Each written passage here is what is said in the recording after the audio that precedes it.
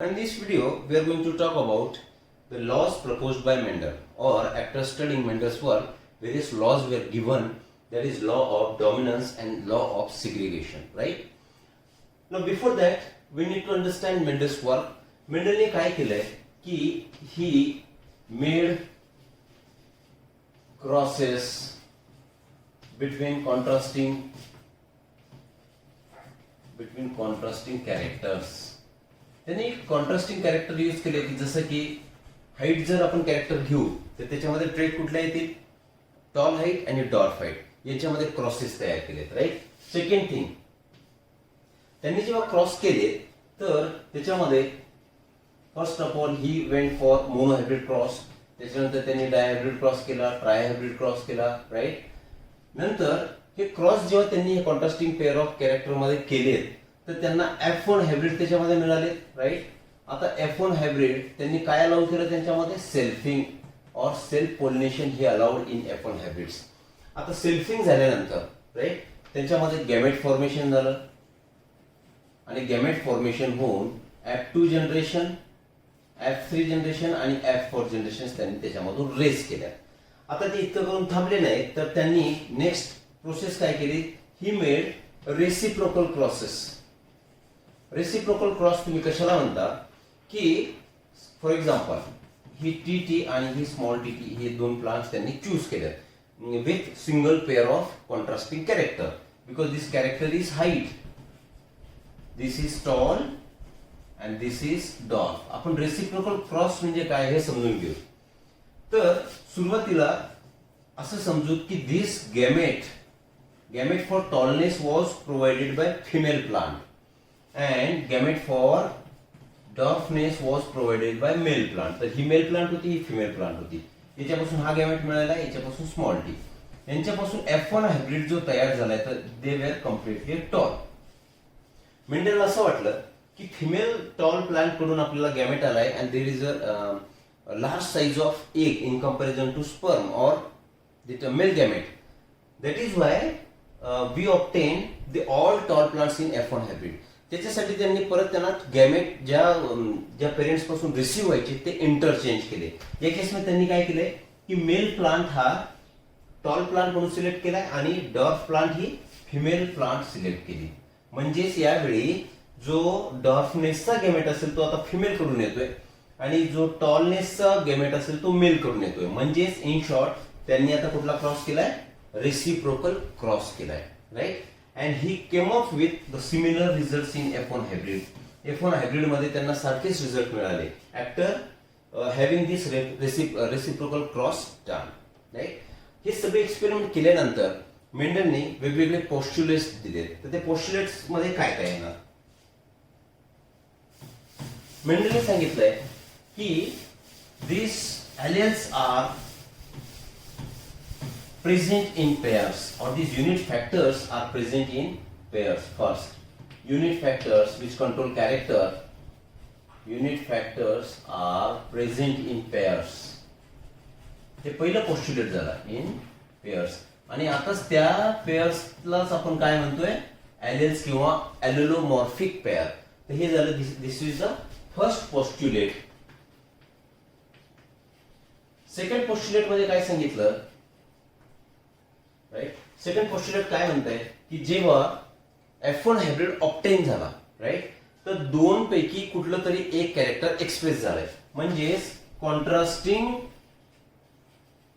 alleles when they were present together, only one of them was expressed in F1 hybrid. Only one character was expressed in F1 hybrid, right. आणि जे character F1 hybrid मध्ये express झालं त्या कॅरेक्टरला त्यांनी सांगितलं की दिस is dominant. आणि जे कॅरेक्टर एक्सप्रेस झालं नाही, आय मीन ट्रेट म्हणतोय मी, जी ट्रेट एक्सप्रेस झाली नाही that trait was according to Mendel it was recessive trait, right. Third postulate मध्ये त्यांनी सांगितलंय, थर्ड पोस्ट्युलेट की जेव्हा these contrasting alleles which are responsible for contrasting traits contrasting alleles responsible for contrasting traits. They are present together. म्हणजे असे contrasting alleles, for example इथे आपण घेऊ हे टीटी आणि TT, same example F1 hybrid मध्ये टीटी, म्हणजे हे काय झाले, कॉन्ट्रास्टिंग एलेल्स झाले, right, and which are responsible for contrasting trait.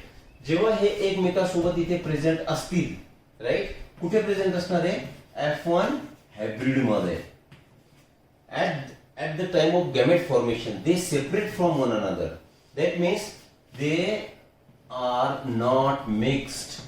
म्हणजे जेव्हा हे एलेल्स F1 हायब्रिड मध्ये प्रेझेंट असतील, तर जरी एक कॅरेक्टर एक्सप्रेस झालं आणि दुसरं कॅरेक्टर सप्रेस झालं, त्या केसमध्ये सुद्धा these gametes are not mixed but they separate at the time of gamete formation. इथे लिहू आपण separate at the time of gamete formation. Gamete formation होताना ते एकमेकांपासून सेपरेट होणार, राईट. तर असे 3 पोस्ट्युलेट्स त्यांनी समोर ठेवले. पहिला पोस्ट्युलेट मध्ये सांगितलंय की this unit factors are present in pairs and this pairs are called as alleles. Second postulate मध्ये कॉन्ट्रास्टिंग एलेल्स हे एकमेकांसोबत राहतात in F1 hybrid, F1 generation, पण 2 पेरेंट्स पैकी एका पेरेंट्सच कॅरेक्टर हे ट्रेट ही F1 हायब्रिड मध्ये एक्सप्रेस होते. जी ट्रेट एक्सप्रेस झाली त्या ट्रेटला तुम्ही म्हणणार डॉमिनंट ट्रेट, आणि जी ट्रेट एक्सप्रेस झाली नाही that is termed as recessive trait, right. Third postulate मध्ये त्यांनी सांगितलं की F1 हायब्रिड मध्ये ते this unit factors are together, this alleles are together, but they are not mixed and they get separated from one another at the time of gamete formation, right. So these are the postulates given by Mendel. Now these postulates he made by performing monohybrid cross. आता हे जे पोस्ट्युलेट्स त्यांनी मांडले तर कोणत्या बेसिसवरती दिले, monohybrid cross experiment करून. आणि मोनोहायब्रिड क्रॉस एक्सपेरिमेंट झालाय त्याच्यानंतर he put some laws, right, and these laws are law of dominance and law of segregation. म्हणजेच लॉ ऑफ डॉमिनन्स आणि law of segregation, these laws are based on monohybrid cross experiment. Monohybrid cross experiment मध्ये तुम्हाला माहिती आहे की cross is made in between 2 homozygous parents, pure parents, differing in a single pair of contrasting character.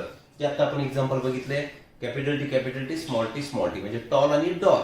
It is a single pair of contrasting character, आणि both the parents were homozygous, म्हणजे capital T सोबत होते आणि small T सोबत होते. त्या कंडिशनला आपण म्हणतो होमोझायगस कंडिशन, राईट. तर now we'll try to understand law of dominance. This law is given by Mendel based on his studies on monohybrid cross. Monohybrid cross कशाला म्हणतोय आपण, it is the cross made between 2 pure parents differing in a single pair of contrasting character. monohybrid cross experiment केल्यानंतर आपण जसं बोललो की वेगवेगळे पोस्ट्युलेट्स त्यांनी दिले आणि लॉ ऑफ डॉमिनन्स आणि लॉ ऑफ सिग्रिगेशन त्यांनी पुट केले. तर मोनोहायब्रिड क्रॉस एक्सपेरिमेंट मध्ये त्यांना असं आढळलं की F1 जनरेशन मध्ये जितकेही इंडिव्हिज्युअल्स किंवा ऑर्गॅनिझम्स त्यांना ऑब्टेन झाले, तर all showed only one character and that character he considered as dominant character. त्याचं स्टेटमेंट काय होणार, statement of law of dominance. Wien 2 contrasting alleles are present together, 2 contrasting alleles controlling character are present in an individual,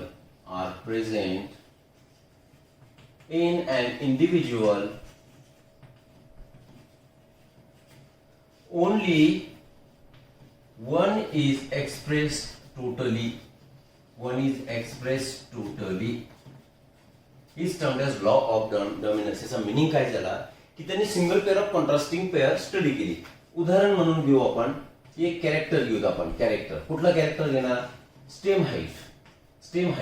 वेल, आता stem height साठी responsible असणारे जे jeans असतील किंवा आता आपण एलेल म्हणतोय त्यांना, तर एलेल कुठला असणार, gene T is responsible and the small T is responsible for controlling stem height. आता genes are always present in pairs or these alleles are always present in pairs. तर कन्सिडर करू याच्यापैकी tall parent आणि dwarf parent. असे दोन parents present आहेत. तर tall parent मध्ये हे जीन्स प्रेझेंट असतील आणि डॉग पेरेंट मध्ये small T will be present. याच्यामधून गॅमेट्स, याच्यापासून कॅपिटल टी, एक सिंगल टी, याच्यापासून single T. Why? Because they are in homozygous conditions. आता F1 हायब्रिड ऑप्टेन झालाय. This is F1 hybrid. तर F1 हायब्रिड मध्ये he observe that all the plants were tall. म्हणजे actually crossing कोणामध्ये झालं होतं? डॉर्फ आणि टॉल मध्ये. काय व्हायला होतं? दोघांचे कॅरेक्टर एक्सप्रेस व्हायला हवे होते, पण सगळेच्या सगळे प्लांट्स F1 हायब्रिड मध्ये, F1 जनरेशन मध्ये त्यांना कसे मिळाले? टॉल मिळाले. मग हाच मिनिंग होतो याच्या स्टेटमेंटचा. When two contrasting alleles controlling character, म्हणजे हे कॉन्ट्रास्टिंग एलेल्स कॅपिटल टी आणि small T, when they are present together only one character is expressed. आणि एक्सप्रेस्ड एलेल जो असेल त्या एक्सप्रेस्ड एलेलला तुम्ही कुठला एलेल म्हणणार? Dominant. And non expressed or hidden character असणारा एलेल जो असेल त्याला म्हणणार तुम्ही recessive allele or recessive character. तर याला म्हणतो आपण लॉ ऑफ डॉमिनन्स. आता लॉ ऑफ डॉमिनन्स स्टडी करते वेळी त्यांनी सांगितलं मोनो हायब्रिड क्रॉस एक्सपेरिमेंट केलाय. तर एकच कॅरेक्टर घेऊन मेंडल थांबले नाही, त्यांनी वेगवेगळे कॅरेक्टर्स सुद्धा स्टडी केले. आणि प्रत्येक स्टडीच्या वेळी त्यांना हे सापडलं की F1 मध्ये जितकेही इंडिव्हिज्युअल्स किंवा ऑर्गॅनिझम्स त्यांना ऑप्टेन झालेत ते सगळे ऑप्टेननी दोन पेरेंट्स पैकी फक्त एकाच कॅरेक्टर F1 हायब्रिड मध्ये शो केलं. सेकंड एक्झाम्पल घेऊ आपण. For example this RR and RR, म्हणजे this is for round shape of seeds and this is for wrinkled shape. याच्यामधून काय गॅमेट येणार? हे दोन्ही प्युअर पेरेंट्स आहेत. मोनो हायब्रिड क्रॉस एक्सपेरिमेंट बोलतोय आपण. त्याच्यामधून R येणार. These are the gametes, right. आता हे गॅमेट्स एकत्र आले F1 हायब्रिड मध्ये, तर त्यांना काय आढळलं? दोन पैकी एका पेरेंटचे कॅरेक्टर त्यांना F1 हायब्रिड मध्ये आढळले आणि ते कॅरेक्टर म्हणजे कुठलं होतं? Round character. मग जे कॅरेक्टर F1 हायब्रिड मध्ये एक्सप्रेस झालंय त्या कॅरेक्टरला त्यांनी म्हटले डॉमिनंट कॅरेक्टर, आणि जे कॅरेक्टर या केसमध्ये wrinkled character which was not at all expressed, and that character was termed as recessive character, right? So this is the law of dominance.